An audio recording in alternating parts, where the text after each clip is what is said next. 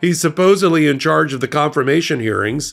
How are those going so far? There hasn't even been one yet. I think one's coming up in about a week or two. And now he goes on Fox News and he gives a statement about who should and should not be pardoned. I'm Michael Popok. You're on the Midas Touch Network and on Legal AF. Remember J.D. Vance? I haven't seen him lately. Breaking news: Trump's loyalty has gone missing. Last seen heading towards his golf course, authorities suspect it may have been kidnapped by common sense. If found, please return to Mar-a-Lago. Reward: one poorly spelled tweet and a cold hamburger. Before we move on, I'd like to ask you a small favor. If you appreciate this content, please take a second to like this video and subscribe to the channel. Over 98% of you watch the videos without subscribing. It costs you nothing, but it makes a huge difference to us. So, did you click the subscribe button? Great, thank you so much. Now, back to the video. Meanwhile, J.D. Vance is trying to bridge the gap between Trump and his angry supporters. It's going about as well as trying to build a bridge with Legos and chewing gum. Stay tuned for this comedy of errors that's funnier than Trump's attempts at pronouncing anonymous.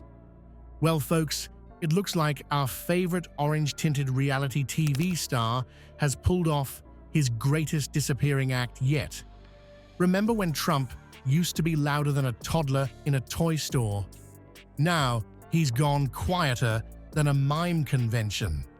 Once again, why did we vote for Donald Trump and J.D. Vance? I'm sure is being said over kitchen tables around America starting right now, which will be to the special delight of the Democrats, because that MAGA group is not monolithic. There's a group in there that hates black and brown people, and Nick Fuentes, one of them. What gives, Donnie? Did you accidentally mute yourself on Twitter? Oh wait, never mind. It seems the MAGA crowd is feeling more abandoned than a half-eaten hamburger at Mar-a-Lago. They're all dressed up in their finest red hats with nowhere to rally. Poor little MAGAs, left holding their Trump 2024 signs like lost puppies at a Biden fundraiser. But seriously, folks, the silence from Camp Trump is deafening. His supporters are starting to feel like they've been ghosted harder than a Tinder date who found out you still live in your mum's basement. One supporter, Jamie Rowe, even went as far as to say, his brand is ruined. Ruined. He took everything he accomplished and threw it all away. Ouch, that's gotta hurt more than a spray tan gone wrong. And it's not just the average Joe MAGA feeling the burn. Even the January 6 defendants are getting antsy.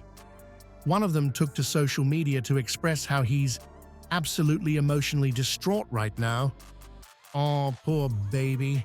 Maybe he should have thought about that before trying to redecorate the Capitol with his muddy boots.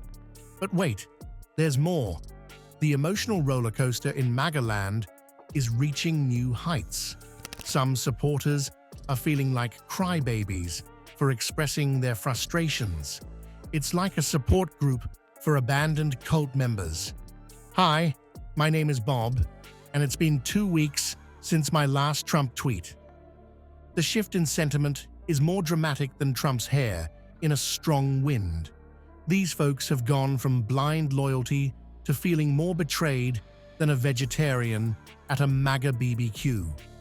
It's almost as if promising to drain the swamp and then filling it with more alligators wasn't a great long-term strategy. Who knew?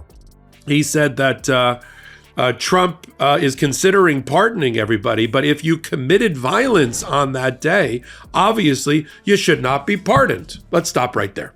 There's a group in there that, of course, hate the LGBTQ plus community and immigration.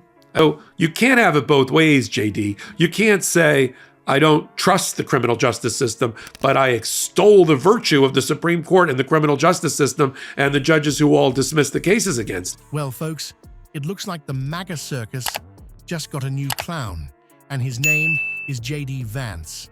This guy's trying to smooth things over like he's got a magic wand made of hamburgers and kovfef. Good luck with that, buddy. So, Vance decides to play peacemaker in this political food fight. He's got more hope than a kid waiting for Trump to actually build that wall. But here's the thing. He's walking a tightrope between Trump and his angry supporters. One wrong move, and he'll end up flatter than Trump's hair in a rainstorm. Poor Vance is out here trying to explain Trump's vanishing act like a kid caught with his hand in the cookie jar. Well, you see, Trump's just really busy making America great again from his golf cart. Yeah, that'll work. But wait, it gets better. Vance is flip-flopping more than a fish at a MAGA rally. 1 minute, he's all Trump's the bestest president ever, and the next he's like, well, actually, maybe we should think about those January 6 folks. Make up your mind, buddy. You're giving us whiplash. And let's talk about those January 6 pardons. Vance is sweating more than Trump at a salad bar, trying to keep everyone happy.